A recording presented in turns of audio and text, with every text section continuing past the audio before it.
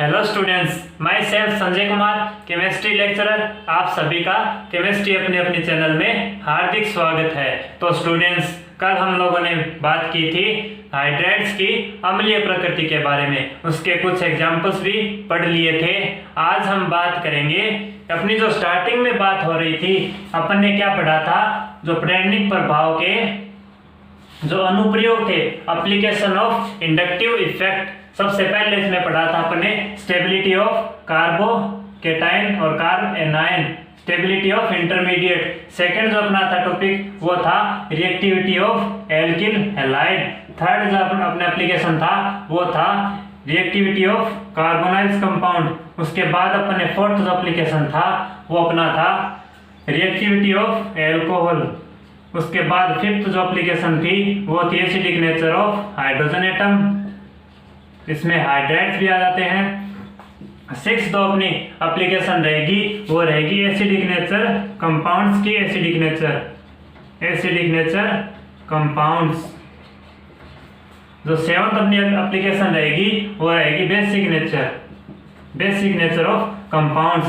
तो अपनी एप्लीकेशन की बात कर रही थी, ये हो गया अपना इंटरमीडिएट और स्टेबिलिटी। इंटरमीडिएट की स्टेबिलिटी अपन ने पढ़ ली थी, एल्किल हैलाइड्स भी देख लिया, कार्बोनाइल्स भी देख लिया, एल्कोहल भी देख लिया, हाइड्रेट्स या हाइड्रोजन एटम की अम्लीय प्रकृति भी अपन ने पढ़ ली। आज अपना जो टॉपिक 6 एप्लीकेशन इंडक्टिव इफेक्ट को काम में लेके अपन किसी कंपाउंड्स की अम्लीय प्रकृति की बात करने जा रहे हैं। तो अपना टॉपिक जो 6 नंबर जो एप्लीकेशन है इंडक्टिव इफेक्ट का, वो अपन स्टार्ट करेंगे एसिडिक नेचर ऑफ कंपाउंड्स। कुछ कंपाउंड्स की अम्लीय प्रकृति किस तरीके से प्रेरणिक प्रभाव को काम में लेके देखेंगे, तो उसकी हम बात कर लेते हैं। तो अपनी हेडिंग क्या हो जाएगी, कुछ कंपाउंड्स की अम्लीय प्रकृति, acidic nature of compound, acidic nature of compound. ये अपनी 6 एप्लीकेशन है इंडक्टिव इफेक्ट की। जो छठी एप्लीकेशन थी, जो अम्लीय प्रकृति की बात करेंगे, किसी कंपाउंड्स की अम्लीय प्रकृति की बात किस तरीके से करते हैं। तो कंपाउंड्स, मैं यहाँ पे सबसे पहले कोई कंपाउंड ले रहा हूं। कंपाउंड, मैंने कोई कंपाउंड ले लिया। अगर मैं बात करूं इसकी अम्लीय प्रकृति की, अम्लीय प्रकृति का मतलब क्या हुआ, इसमें से H+ का रिमूव होगा या H+ का त्याग होगा। H+ का त्याग होना, किसी कंपाउंड से H+ का त्याग होना उसकी अम्लीय प्रकृति को प्रदर्शित करेगा। अगर इसमें से H+ निकल जाएगा तो यहाँ से जो बनने वाली स्पीसी क्या होगी, नेगेटिवली चार्ज स्पीसी बनेगी, नेगेटिवली चार्ज स्पीसीज। यहाँ पे जो स्पीसी बनेगी उस पे कैसा चार्ज आएगा, नेगेटिव चार्ज। अगर कोई कंपाउंड H+ दे रहा है, H+ मतलब एसिडिक प्रकृति या अम्लीय प्रकृति शो कर रहा है, तो वो क्या कहलाता है, एसिड। जब एसिड में से H+ निकलता है, तो एसिड में से H+ निकलने का मतलब क्या हुआ, इससे जो बनने वाला, एसिड में से H+ निकलने के बाद यहाँ पे बनने वाला जो क्या होगा, इसका कॉन्जुगेट क्षार, संयुग्मी क्षार। तो जब एसिड में से H+ निकलता है तो उससे बनने वाला जो कॉन्जुगेट होगा वो क्या होगा, क्षार, कॉन्जुगेट बेस। ये जो कॉन्जुगेट बेस है, इस कंपाउंड्स की अम्लीय प्रकृति, ये जो कंपाउंड है इसकी अम्लीय प्रकृति, इस कंपाउंड्स की अम्लीय प्रकृति, इस कंपाउंड की अम्लीय प्रकृति इस कॉन्जुगेट बेस के स्थायित्व पर डिपेंड करेगी, स्थायित्व पर निर्भर करेगी। जब किसी कॉन्जुगेट बेस, कोई कॉन्जुगेट बेस जिसका स्थायित्व क्या है, ज्यादा है, तो उस एसिड की अम्लीय प्रकृति भी ज्यादा होगी। अगर किसी कॉन्जुगेट बेस का अगर स्थायित्व ज्यादा है तो उस कॉन्जुगेट बेस या उसका जो कॉन्जुगेट एसिड है, उस कॉन्जुगेट एसिड की अम्लीय प्रकृति भी ज्यादा होगी। तो किसी कंपाउंड्स या एसिड जो अपनी अम्लीय प्रकृति शो कर रहा है, उसकी अम्लीय प्रकृति किस बात पे डिपेंड कर गई कि कॉन्जुगेट बेस का स्थायित्व ज्यादा होना चाहिए, तभी इस इस कंपाउंड्स या इस अम्ल की अम्लीय प्रकृति ज्यादा होगी। इस कंपाउंड्स जो संयुग्मी क्षार या कॉन्जुगेट बेस का स्थायित्व है, ये किस बात पे डिपेंड करेगा? कॉन्जुगेट बेस का जो स्थायित्व है, ये अपन ने पहले भी पढ़ा था कि किसी कॉन्जुगेट बेस का स्थायित्व है उसको प्रेरणिक प्रभाव किस तरीके से प्रभावित करता है। या तो उसके पास क्या होना चाहिए, इलेक्ट्रॉन विथड्रॉइंग ग्रुप, या उसके पास क्या होना चाहिए, अगर मैं इलेक्ट्रॉन विथड्रॉइंग ग्रुप जोड़ दूं किसी कॉन्जुगेट बेस पर तो उसकी स्टेबिलिटी बढ़ेगी। अगर इलेक्ट्रॉन विथड्रॉइंग ग्रुप के हिसाब से मैं इसको प्रेरणिक प्रभाव इंडक्टिव फैक्ट से अगर जोड़ दूं तो inductive fact electron withdrawing group का मतलब इलेक्ट्रॉन खींचने वाला, और इसी तरीके से प्रेरणिक प्रभाव की अगर मैं बात करूं तो -I प्रभाव, प्रेरणिक प्रभाव ऐसा जिसमें इलेक्ट्रॉन खींचे जाते हैं। तो ये दोनों फैक्टर क्या करेंगे, इस कॉन्जुगेट बेस के स्थायित्व या इसकी स्टेबिलिटी को बढ़ा देंगे। इसकी स्टेबिलिटी को बढ़ाएंगे तो इस कंपाउंड्स की अम्लीय प्रकृति भी बढ़ जाएगी। अगर इसी तरीके से मैं बात करूं कि इसको स्थायित्व को घटाने वाले, तो इसका व्युत्क्रम हो जाएगा, इसका रिवर्स हो जाएगा 1 इलेक्ट्रॉन रिलीजिंग ग्रुप, और समानुपाती इसके क्या होगा, ये 1 +I प्रभाव। तो ये दो फैक्टर हैं, ये क्या करेंगे, इसकी कॉन्जुगेट बेस की स्टेबिलिटी को कम कर देंगे। इलेक्ट्रॉन रिलीजिंग ग्रुप और +I प्रभाव के कारण कॉन्जुगेट बेस की स्टेबिलिटी कम होती है, और इलेक्ट्रॉन विथड्रॉइंग और -I प्रभाव के कारण कॉन्जुगेट बेस की स्टेबिलिटी बढ़ती है। अब अपन बात करते हैं कि क्वेश्चन किस तरीके से पूछे जाएंगे, क्वेश्चन में क्या दिया जाएगा।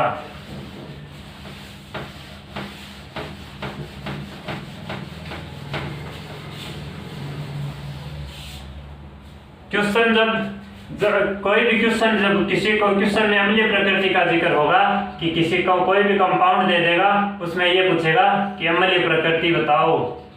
या तो क्वेश्चन क्या होगा, कोई भी कंपाउंड दे देगा, कोई भी कंपाउंड, कंपैरेटिवली कंपाउंड्स मिल जाएंगे जिसमें या तो क्वेश्चन क्या रहेगा, अम्लीय प्रकृति का क्रम बताओ। अगर ये अम्लीय प्रकृति नहीं पूछे तो और क्या क्या इस अम्लीय प्रकृति की जगह वो अपने को क्वेश्चन में क्या क्या दे सकता है, उसकी मैं बात करता हूँ। अम्लीय प्रकृति की जगह यहाँ पे क्या दे सकता है, तो H+ आयन की कंसंट्रेशन। अगर ये क्वेश्चन में अगर ये पूछता है कि अम्लीय प्रकृति बताओ, या ये पूछता है कि H+ कंसंट्रेशन, H+ आयन की सांद्रता का क्रम बताओ, H+ आयन की सांद्रता का क्रम बताओ, या इस H+ की जगह क्या दे सकता है, pH का क्रम बताओ, pH का क्रम बताओ, या इस pH की जगह क्या दे सकता है, और Ka का क्रम बताओ। K का मतलब क्या हुआ, एसिड डिसोसिएशन कांस्टेंट, अम्ल वियोजन स्थिरांक।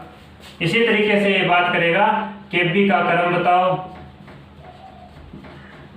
या ये बोल सकता है pKa या pKb का क्रम बताओ। तो ये वो डिफरेंट क्वेश्चंस हैं जिसके द्वारा अम्लीय प्रकृति को अपन कोरिलेट करके इनका आंसर भी निकाल लेंगे। तो जब क्वेश्चन में इनमें से कोई भी क्वेश्चन पूछे तो सबसे पहले अपन क्या करेंगे, अम्लीय प्रकृति का क्रम चेक करेंगे। अगर ये अम्लीय प्रकृति इन सभी पे किस तरीके से डिपेंड करेगी उसकी मैं बातें कर लेता हूं। अम्लीय प्रकृति, जैसे मैंने एग्जांपल लिया, कोई इजीली समझ में आएगा, ध्यान से देखिएगा। जब कोई भी कंपाउंड क्या करता है, जब अम्लीय प्रकृति का मतलब क्या हुआ, यहां से H+ निकालेगा।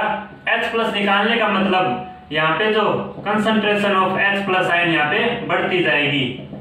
किसी कंपाउंड्स में से अम्लीय प्रकृति शो करने का मतलब क्या हुआ, उसमें से H+ रिमूव हो रहा है। जितने ज्यादा H+ रिमूव होंगे यहाँ पे H+ आयन की कंसंट्रेशन बढ़ेगी। H+ आयन की कंसंट्रेशन बढ़ने से अम्लीय प्रकृति भी बढ़ेगी। H+ आयन कंसंट्रेशन बढ़ने से अम्लीय प्रकृति भी बढ़ेगी। तो अभी मैंने बात की कि क्वेश्चन किस तरीके से होंगे। तो अम्लीय प्रकृति का मतलब भी क्या हुआ, एसिडिक नेचर किसके समानुपाती हो गई, यहाँ पे H+ आयन की कंसंट्रेशन की। सबसे पहले बात अपन ये कर लेते हैं, H+ आयन की कंसंट्रेशन बढ़ने से अम्लीय प्रकृति भी बढ़ती है। इसी तरीके से अगर मैं अपना सेकंड जो क्वेश्चन अगर H प्लस कंसंट्रेशन की जगह क्या दे सकता है, pH। अगर मैं pH की बात करूं तो pH क्या होती है, pH is equal to logarithm of negative logarithm of H plus ion concentration. इसको अपन क्या बोलते हैं, pH। pH क्या होती है, जो H प्लस आयन कंसंट्रेशन है उसकी जो नेगेटिव लॉगरिथम है उसको क्या बोलते हैं, pH। तो H प्लस आयन की कंसंट्रेशन बढ़ने से pH हमेशा ही क्या होगी, कम होगी।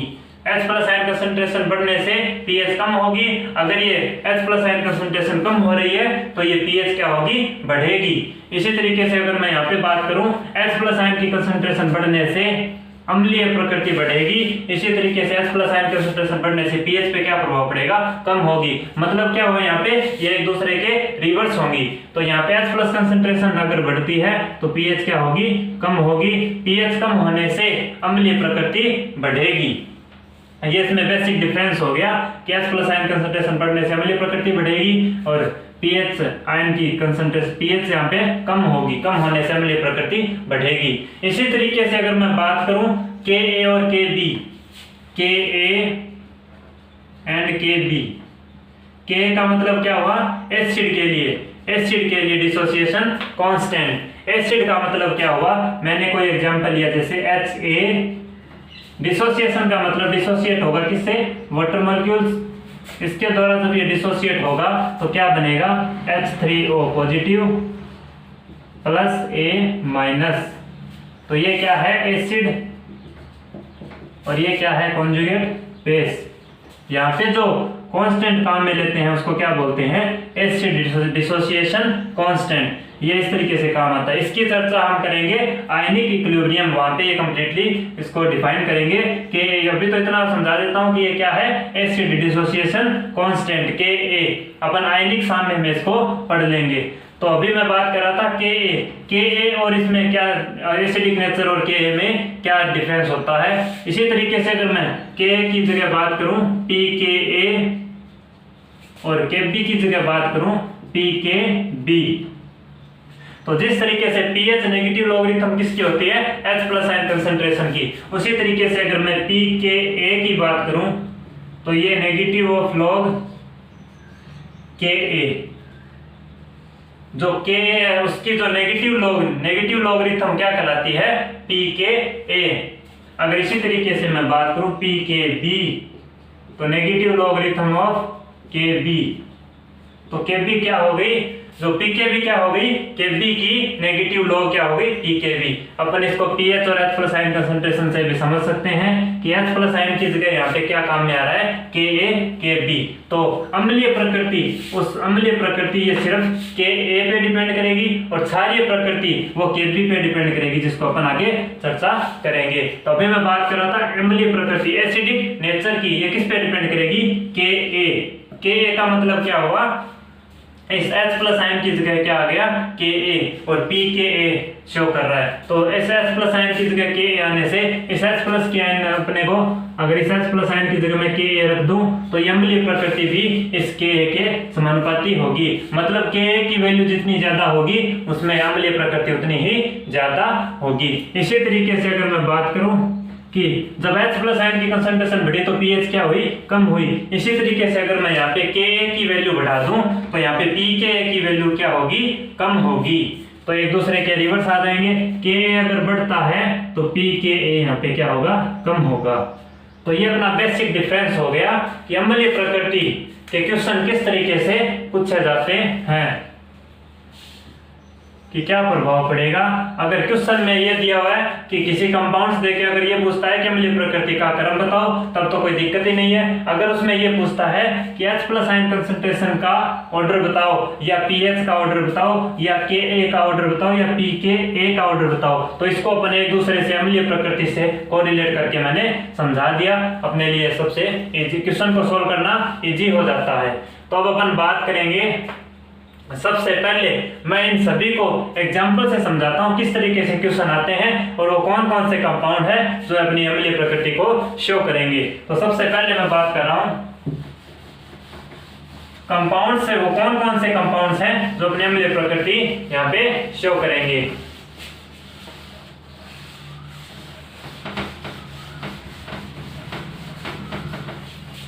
सबसे पहले मैं बात कर रहा हूं, सबसे पहले कंपाउंड्स में सबसे पहले मैं किसको ले रहा हूं, कार्बोक्सिलिक अम्ल को, कार्बोक्सिलिक अम्ल, कार्बोक्सिलिक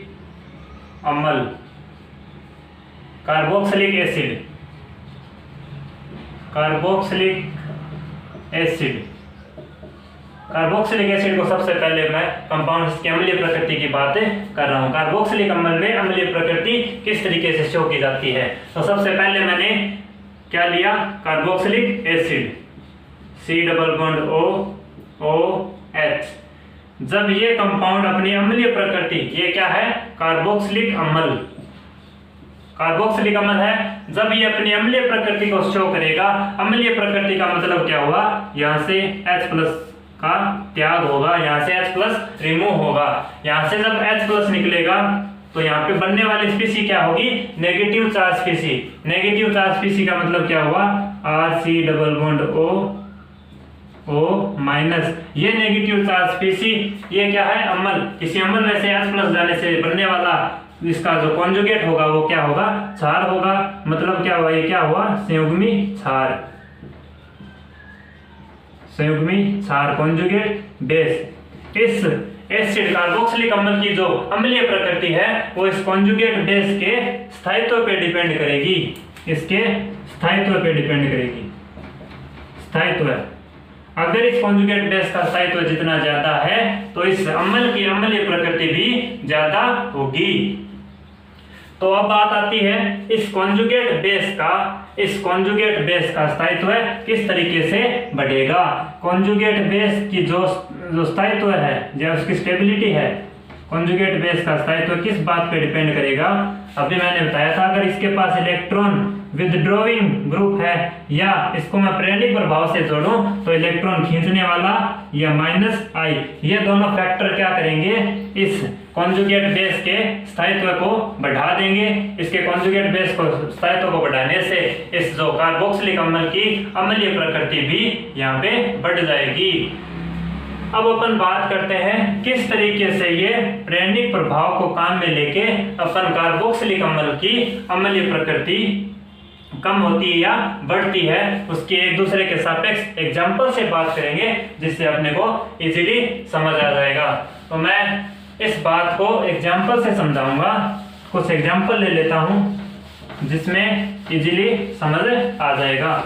तो सबसे पहले जैसे मैंने एक छोटा सा एग्जाम्पल लेते हैं।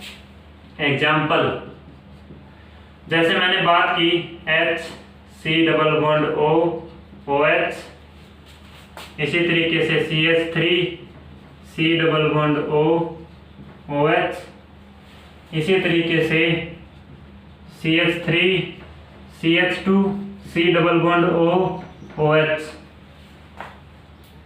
इसी तरीके से मैं बात करूं CH3CH2C+O-OH।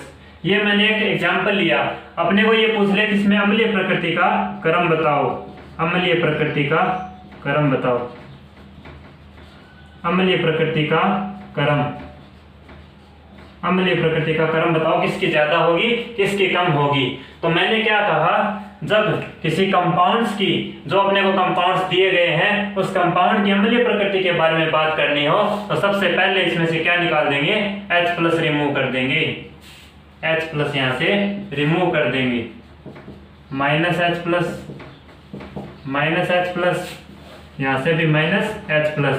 इनसे जो बनने वाले कॉन्जुगेट बेस हैं, इसमें से जब मैं कॉन्जुगेट बेस बनाऊंगा, जो कॉन्जुगेट बेस बनेंगे यहाँ पे क्या बनेगा, HC+O-O-,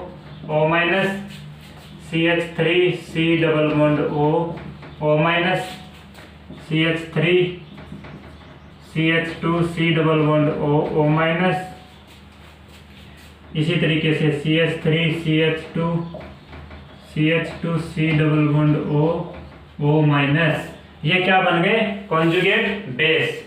इस कॉन्जुगेट बेस की स्टेबिलिटी की बात करूं, जिसमें स्टेबिलिटी सबसे ज्यादा होगी, उस एसिड की सबसे ज्यादा अम्लीय प्रकृति, एसिडिक नेचर सबसे ज्यादा होगी। तो कॉन्जुगेट बेस में एक दूसरे के सापेक्ष अपन स्टेबिलिटी की बात करें तो मैंने क्या कहा, किसी कॉन्जुगेट बेस की स्टेबिलिटी किसके समानुपाती होती है, इलेक्ट्रॉन विथड्रॉइंग ग्रुप या 1/, या मैं बात करूं एक तो इलेक्ट्रॉन विथड्रॉइंग ग्रुप या हो गई माइनस आई इफेक्ट की।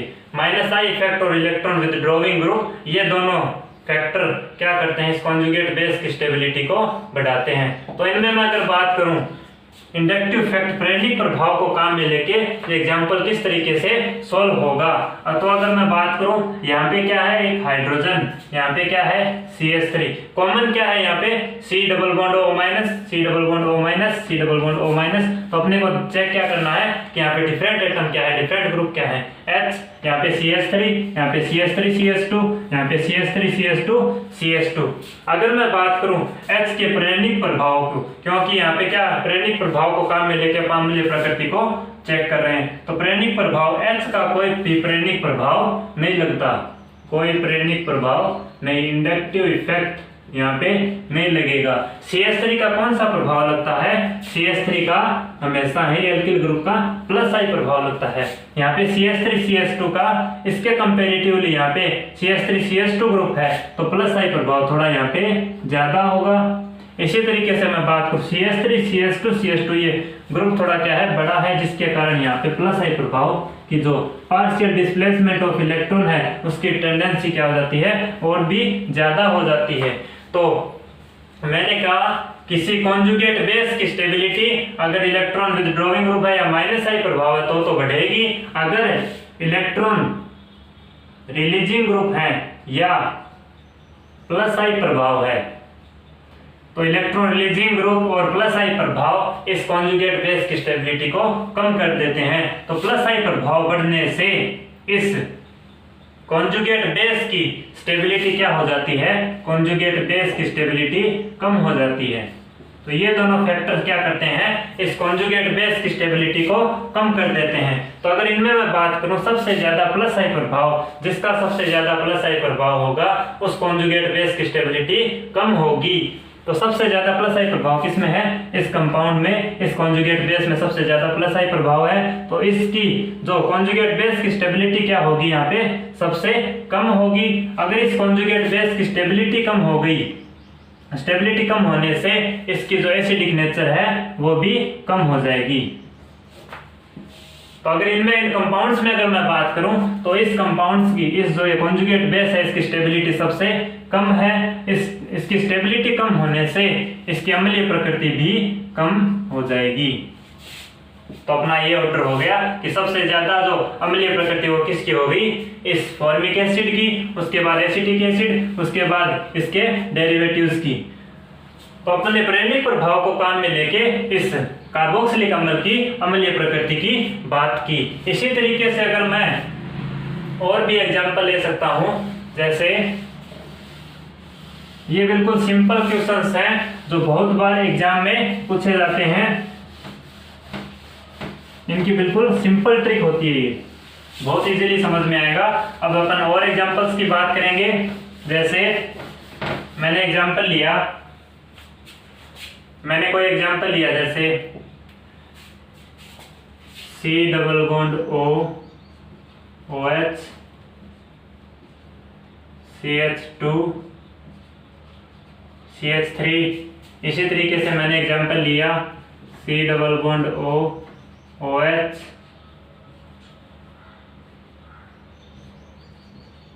CH3 CH3 CH। इसी तरीके से मैंने एग्जांपल लिया C double bond OH C CH3 CH3 CH3। अगर इनमें अपने को क्या पूछ ले, अम्लीय प्रकृति पूछ ले, अम्लीय प्रकृति, इसमें अम्लीय प्रकृति का क्रम क्या होगा, एसिडिक नेचर का ऑर्डर क्या होगा। तो सबसे पहले अगर मैं बात करूं इस कंपाउंड्स, तीनों कंपाउंड्स की अगर मैं बात करूं तो अपने को किसकी देखनी है, एसिड की, एसिड की अम्लीय प्रकृति बात करनी है। तो इसमें डिफरेंट क्या है, ये कितने डिग्री कार्बोक्सिलिक अम्ल है, कोई भी जब कार्बोक्सिलिक ग्रुप जिस कार्बन से जुड़ा हुआ है, कार्बोक्सिलिक ग्रुप जिस कार्बन से जुड़ा हुआ है वो कार्बन अन्य कितने कार्बन से जुड़ा है, एक कार्बन से, तो इसको क्या बोलेंगे, 1 डिग्री एसिड।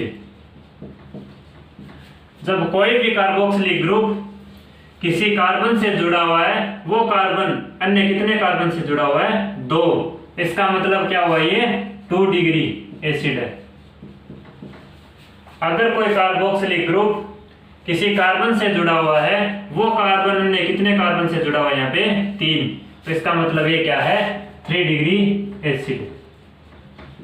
इनमें अपन फ्रेंडिक प्रभाव को काम में लेके इनके रिलेटिव कॉन्जुगेट बेस की स्टेबिलिटी चेक करेंगे।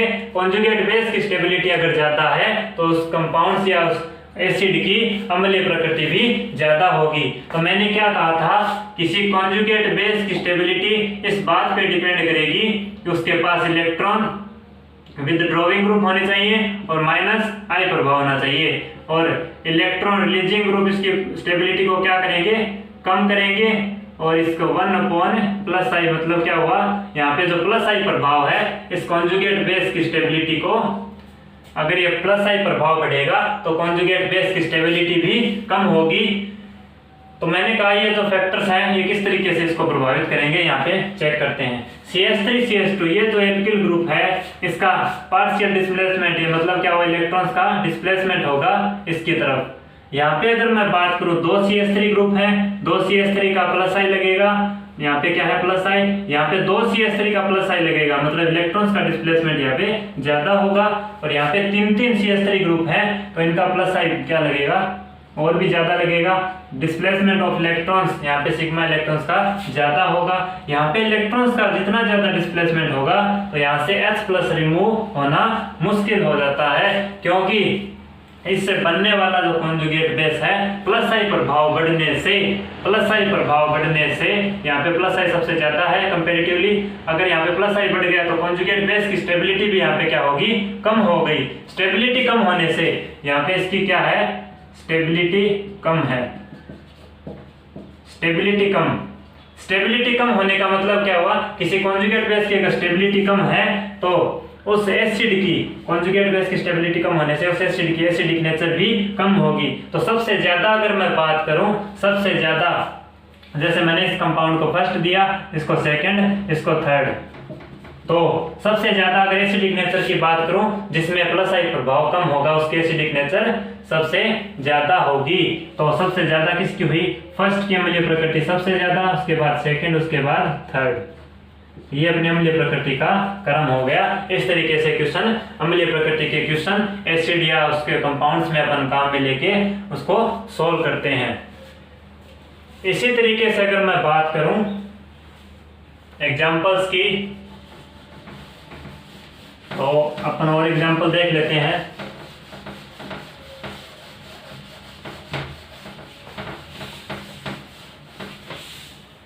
जैसे मैंने एग्जांपल लिया, और जैसे कोई एग्जांपल लिया जिसमें अपन बात करते हैं। एग्जांपल में सबसे पहले जैसे मैं बात कर रहा हूं CH2 C+O OH Cl, इसी तरीके से अगर मैं बात करूं CH Cl Cl C+O OH, इसी तरीके से अगर मैं बात करूं Cl Cl Cl C+O OH, ये कंपाउंड्स दे दिए। इसमें अपने को क्या पूछ लेगा, अम्लीय प्रकृति का क्रम बताओ, अम्लीय प्रकृति या इनके एसिडिक नेचर का ऑर्डर क्या होगा, किसकी ज्यादा होगी और किसकी कम होगी। तो अपन बात करते हैं सबसे पहले अगर मैं बात करूं कि इनसे जो अम्लीय प्रकृति का मतलब क्या हुआ, इनसे बनने वाला जो कॉन्जुगेट बेस होगा उनकी स्टेबिलिटी पे डिपेंड करेगी। इनकी अम्लीय प्रकृति इनकी कॉन्जुगेट बेस की स्टेबिलिटी पे डिपेंड करेगी। कॉन्जुगेट बेस की स्टेबिलिटी किससे बढ़ती है, कॉन्जुगेट बेस की स्टेबिलिटी इलेक्ट्रॉन विथड्रॉइंग ग्रुप और -I प्रभाव से बढ़ती है। -I प्रभाव एक तो इसकी कॉन्जुगेट बेस की स्टेबिलिटी बढ़ाएगा, जिसके कारण इनकी अम्लीय प्रकृति बढ़ जाएगी। तो Cl ग्रुप यहाँ पे जो है अपना क्या है, Cl ग्रुप सबसे पहले चेक करेंगे। Cl ग्रुप यहाँ पे कौन सा प्रभाव देता है, -I। हेलोजन हमेशा ही क्या देते हैं, -I प्रभाव। यहाँ पे कितने हैं Cl, 2 Cl अपना अलग अलग -I प्रभाव देंगे। यहाँ पे कितने हैं Cl, 3 Cl, -I। तो मैंने क्या कहा, किसी कॉन्जुगेट बेस की स्टेबिलिटी जितनी ज्यादा होगी, उस एसिड की कॉरेस्पॉन्डिंग एसिडिक नेचर भी ज्यादा होगी। तो कॉन्जुगेट बेस की स्टेबिलिटी का मतलब क्या हुआ, ज्यादा होने का मतलब -I प्रभाव जितना ज्यादा होगा, उसकी कॉन्जुगेट बेस की स्टेबिलिटी उतनी ही ज्यादा होगी। तो -I प्रभाव यहाँ पे सबसे ज्यादा कहाँ है, अगर मैं बात करूँ यहाँ पे 3 क्लोरीन होने की वजह से यहाँ पे -I प्रभाव की जो टेंडेंसी यहाँ पे सबसे ज्यादा होगी। तो -I प्रभाव बढ़ने से यहाँ पे -I प्रभाव बढ़ गया, तो यहाँ पे कॉन्जुगेट बेस की जो स्टेबिलिटी है उसका स्थायित्व क्या हो गया, बढ़ गया। कॉन्जुगेट बेस का अगर स्थायित्व बढ़ गया तो कॉरेस्पॉन्डिंग उस एसिड की एसिडिक नेचर या अम्लीय प्रकृति भी सबसे ज्यादा होगी। तो अगर मैं बात करूं एसिडिक नेचर की, तो इसकी सबसे ज्यादा, इसकी कंपैरेटिवली सबसे कम। तो सबसे ज्यादा अम्लीय प्रकृति क्यों इसकी ज्यादा हुई, क्योंकि यहाँ पे -I प्रभाव बढ़ गया, जिसके कारण इससे बनने वाला कॉन्जुगेट बेस है उसका स्थायित्व बढ़ गया। स्थायित्व बढ़ने से उस एसिड की अम्लीय प्रकृति भी बढ़ गई। इस तरीके से अपन ब्रेनिंग प्रभाव को काम में लेके कॉरेस्पॉन्डिंग या एक दूसरे के सापेक्ष अपन इसकी तुलना करके अम्लीय प्रकृति का क्रम बता सकते हैं। तो ये अपनी बात हुई कुछ एग्जांपल्स कार्बोक्सिलिक एसिड के, जिसमें अपन अम्लीय प्रकृति की एक दूसरे के सापेक्ष ब्रेनिंग प्रभाव को काम में लेके अपन ने उसकी अम्लीय प्रकृति को समझाया। कुछ और भी एग्जांपल्स हैं, जैसे मैं बात करूं अदर एग्जांपल्स की, अगर मैं बात करूं, जैसे मैंने एग्जांपल लिया CH2F CH2 C double bond O OH। इसी तरीके से अगर मैं बात करूं CH2 Cl CH2 C double bond O OH। इसी तरीके से बात करूं CH2 NO2 CH2 C double bond O OH। इसमें अगर अपने को अम्लीय प्रकृति का ऑर्डर पूछे तो सबसे पहले अपन क्या करेंगे, कॉमन एटम को चेक करेंगे। इसमें कॉमन एटम क्या है, इन तीनों में ये जो है ये चीज क्या है, कॉमन है। डिफरेंट क्या है, डिफरेंट एटम क्या है, फ्लोरीन, क्लोरीन और नाइट्रो ग्रुप। ये अपना कौन सा प्रभाव देते हैं, -I प्रभाव, -I तीनों ही -I। अगर इनकी बात करूं, सापेक्ष अगर बात करूं, तो सबसे ज्यादा इन तीनों में -I किसका होता है, नाइट्रो ग्रुप का। नाइट्रो ग्रुप का यहाँ पे सबसे ज्यादा -I होगा। उसके बाद अगर मैं बात करूं, नाइट्रो के बाद अगर मैं बात करूं तो सबसे ज्यादा किसका होता है, फ्लोरीन का। इसके बाद फ्लोरीन का सबसे कम किसका होगा, क्लोरीन का। तो -I प्रभाव, अगर -I की मैं बात करूं तो यहाँ पे मैं क्या कहूंगा कि सबसे ज्यादा किसका होता है, नाइट्रो ग्रुप। उसके बाद किसका होता है, फ्लोरीन, उसके बाद क्लोरीन। ये क्या हो गया, -I प्रभाव का ऑर्डर हो गया। तो -I प्रभाव के बढ़ने से उस कॉन्जुगेट बेस की स्टेबिलिटी बढ़ेगी और कॉरेस्पॉन्डिंग उस एसिड की अम्लीय प्रकृति भी बढ़ेगी। तो मैं बात करूं इसमें NO2 की सबसे ज्यादा -I है। NO2 के -I बढ़ने से इस कॉन्जुगेट, इससे बनने वाला कॉन्जुगेट बेस उसकी स्टेबिलिटी बढ़ेगी। स्टेबिलिटी बढ़ने से कॉरेस्पॉन्डिंग उस एसिड की अम्लीय प्रकृति भी बढ़ेगी। तो अगर मैं बात करूं, इसको मैं 1 नंबर दे देता हूं, इसको मैं 2 नंबर, इसको मैं 3 नंबर। तो अगर मैं बात करूं, नाइट्रो ग्रुप जिस कंपाउंड से जुड़ा हुआ है उसकी अम्लीय प्रकृति क्या होगी, सबसे ज्यादा होगी। अगर इन दोनों में मैं बात करूं F और Cl में, तो F का -I सबसे ज्यादा होता है कंपैरेटिवली Cl। तो F का ज्यादा होने से -I इसकी जो कॉन्जुगेट बेस की स्टेबिलिटी बढ़ेगी, उस कॉरेस्पॉन्डिंग एसिड की एसिडिक नेचर भी ज्यादा होगी। उसके बाद 1 और उसके बाद अगर मैं बात करूं तो 2। इन कंपाउंड्स, ये अपने इसकी अम्लीय प्रकृति का ऑर्डर हो गया। अम्लीय प्रकृति का ऑर्डर अपने के देखा किस आधार पर, प्रेरणिक प्रभाव को काम में लेके और उसकी जो कॉरेस्पॉन्डिंग कॉन्जुगेट बेस है उसकी स्टेबिलिटी के आधार पर अपने एग्जांपल्स देख लिए। इसी तरीके से अपन और भी एग्जांपल पढ़ेंगे। इसी तरीके से अपन इंडक्टिव फैक्ट को काम में लेके और एक दूसरे के सापेक्ष बात करेंगे। इसी तरीके से किस तरीके के क्वेश्चन एग्जाम में आते हैं, कुछ कॉम्प्लिकेटेड क्वेश्चन भी पूछे जाते हैं, उनकी भी अपन इजीली ट्रिक बना के उन क्वेश्चन को सॉल्व करेंगे। तो इस लेक्चर में तो अभी तक इतना ही। इसको आप बार बार रिवाइज करिए और इसके आगे का जो अपने क्वेश्चन होंगे वो इसी क्वेश्चन के बेस पे डिपेंड होंगे। अगर ये क्वेश्चन आपके इजीली हो रहे हैं तो आगे के क्वेश्चन भी इजीली हो जाएंगे। कुछ एग्जाम में ऐसे कॉम्प्लिकेटेड क्वेश्चन आते हैं जिसमें अपने को पता नहीं इसमें क्या होगा, ये क्या होगा, उसको अपन ट्रिक से देखेंगे किस तरीके से वो क्वेश्चन सॉल्व होते हैं। तो इस लेक्चर में तो इतना ही, कल मिलते हैं इसी टाइम पर। Thank you.